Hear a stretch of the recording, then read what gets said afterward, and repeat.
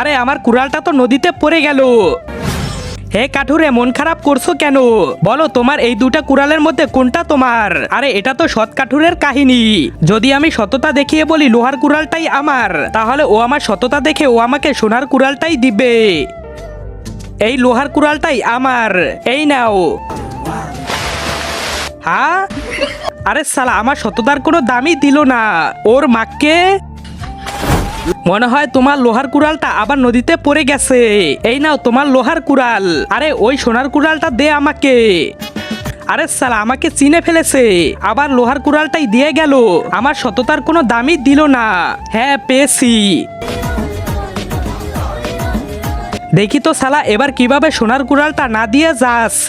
ইয়া, তার আগে মাকে তো আমরা সবাই ভালোবাসি। আজকে দেখি সেই মায়ের জন্য কে কে ভিডিওতে লাইক করে চ্যানেলটি সাবস্ক্রাইব করে দেয়। আসলে আমি দেখতে চাই তুমি মাকে কতটা ভালোবাসো। আর কমেন্ট অবশ্যই আই লাভ ইউ মা লিখে যাবে।